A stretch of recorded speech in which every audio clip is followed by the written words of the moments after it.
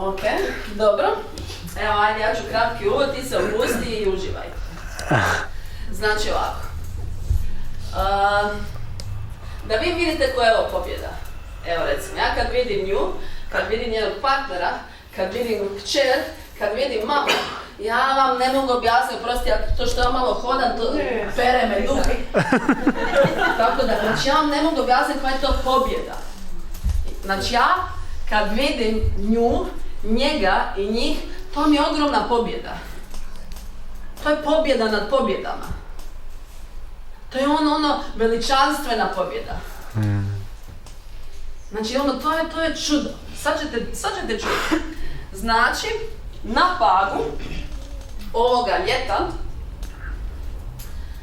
ja sam nazvala Ljubicu našu, koja je na Zoomu, i rekla joj sljedeće. Samo malo. Reci mi, čovječe, 52 na Zoomu.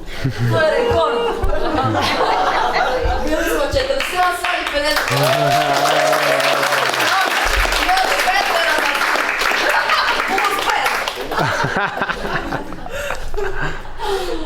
Znači ovako, ja kažem Ljubice, ja sam sad spremna, reci mi, di su ljudi ili jedan čovjek, bilo za kog se treba moliti.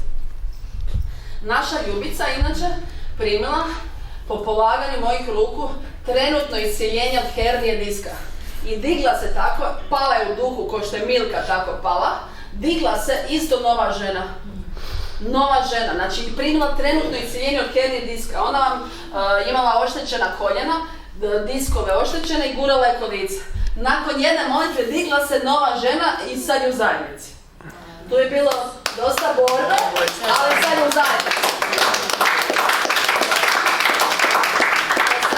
Ja dolazim u Pag s jednom našom i kažem Ljubice, slušaj me, reci mi gdje su ljudi, ili da, jedan za kog se trebamo moliti. Znači ovako, prosti, ja ću to malo hodati. Znači, ja dolazim iz jednog grada u drugi zbog jednog čovjeka. I to sam naučila od apostola. Zbog jednog čovjeka. Meni nije bitan broj. Meni je bitna jedna duša koja će izgledati poput Tanje i Milke. Jel razumijete? Jedna duša. I ja dođem sad iz Paga, grada Paga, u mjesto koji se zovu kako? Kustići. Evo, u Kustiće. To vam je preko puta Novalje. U pozadini se čuju oni basevi od Sotone. Znate na šta mislim? Znači Novalja, Zrče. Preko puta je Zrče i onda se čuju basevi Sotonci. Dobro? I sad, odjednom dolazimo, dakle,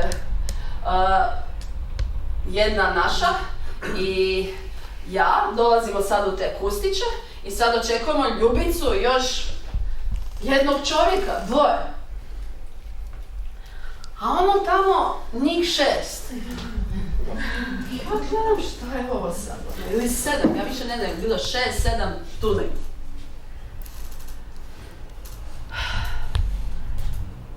I sad, među tim ljudima je bila Nikolina, Tomislav i kćer. Kćer onako misli, kaj ja tu delam, kaj je ova sad priča o Isusu, kaj je ovo sad sve tu, kaj je ovo? Mama, potrebita, odnosno njen partner, potrebit, znači svi su potrebiti i došli su na uputu ili na poticaj naša Ljubica. A oni nisu znali šta ih njih čeka. Oni su znali su o Isusu nešto, Isusu. Ali evo vidiš kako je Tanja došla u univerzum, tek je onda uhvatila da je Isus. Tako ljudi razmišljaju, to nije ništa protiv tebe, hvataš. Znači oni isto valjda misle, ko zna šta su oni misle? Došla baba Vanga, propovijati o Isusu.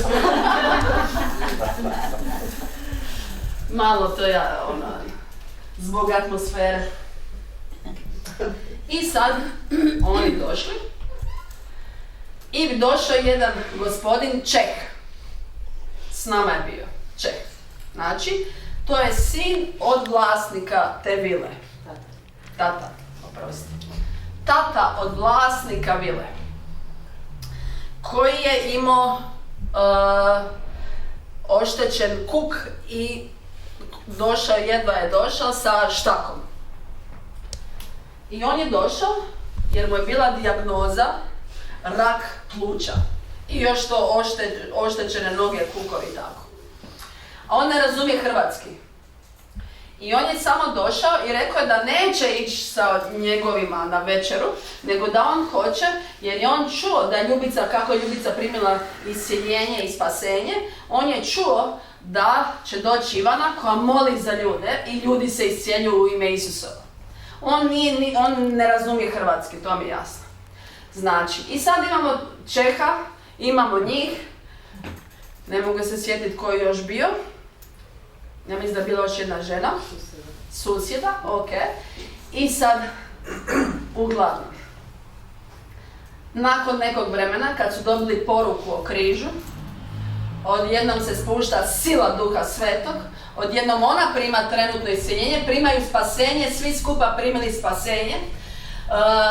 Čeh isto tako, nogu mu je otac iscijelio, iscijelio se od raka, imamo dokaz toga, imamo nalaze, nema čovjek više rak, ona nema što si imala, sad ideš ti, sad si ti na redu. Znači ovako, prvo su svi primili spasenje, Duh se spustio, znači zapamtite, ja dolazim misleći da je jedna osoba tamo i ja sam spremna zbog jedne osobe ići iz jednog kraja zemlje na drugi. I tamo se odjednom pojavi 6-7 ljudi. I svi ljudi odjednom prime spasenje. Jedan od njih je Čeh. I taj Čeh primi ne samo spasenje, nego iscjeljenje za koljena i iscjeljenje od raka pluća. Amen! Amen! A ti reci, što je bilo s tobom? Ja sam imala u desnom ramenu falsifikate. Nisam mogla s rukom, pa na momente ništa. To je ovo tu? Ovaj dio? Da. Dobro. Sve mi je padalo iz ruku i hodala sam kod doktora jedno 2 godine na razne terapije, na one udarne valove i tako to i ništa mi nije pomoglo. Na zadnjem snimanju mi je rekla doktorica da mi je otkrhnut jedan vrh, što je ništa. I onda sam ja Ivani rekla da to mene boli, ali s obzirom na to, mislim ja to stvarno priznam, pošto je to meni bilo onak, kaj sad ona hoće. Ja sam stavila ruku iza stolca i sama sam išla do granica boli. Ja sam znala da me boli. Da ja vidim jer je to stvarno, kak je nije. To je ono kaj mi ljudi ne vjerujemo. I mene je stvarno ruka prestala boljeti. Ja sam mogla s rukom mahat naprijed, natrag, sve. Ja nisam mogla spavati da mi je ruka. U principu ja sam znala zašto da mi je ruka ovako ostala iznad glave, ali nisam mogla samostalno vratiti natrag. Uvijek mi treba partner da mi ruku vrati. Ajde pokaži sad šta možeš sve sa rukom. Sve. Sve. Ja možete da ruku vrati. Ajde vrati ruku sad da vidimo.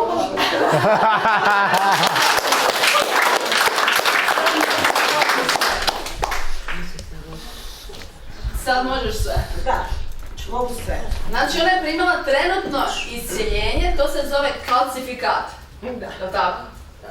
2 godine, išla je u te 2 godine neko čekićanje, neko već ubijanje toga, vraćanje kosti, ja ne znam, grozno. I ništa od toga nije pomoglo. Ništa. I onda sam položila ruke ovako, evo vidite ovako.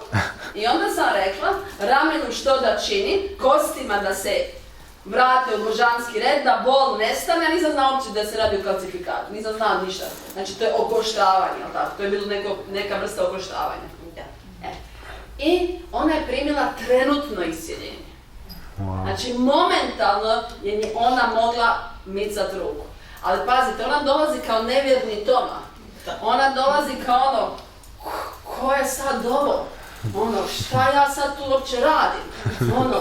Ali idem probat, nemam šta za izgubiti.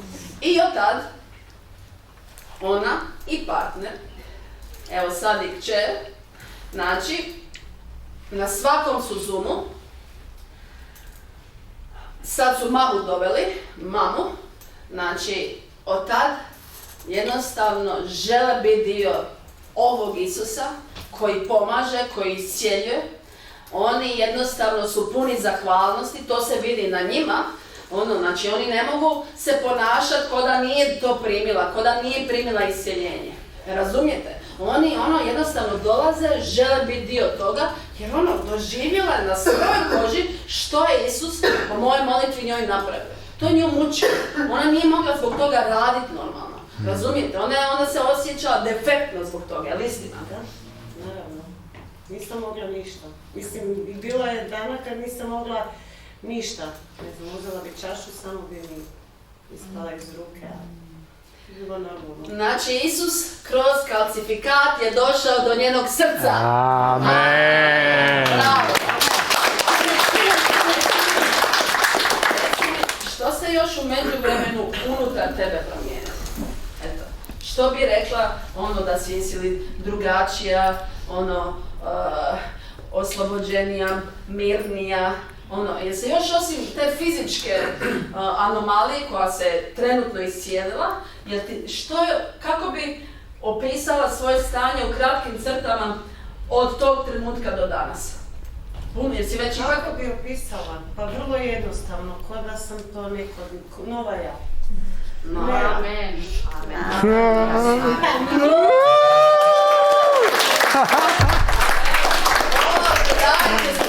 Nova ja. Amen. Milka, Nikolina i Tanja. Nova ja. Bravo. Bravo.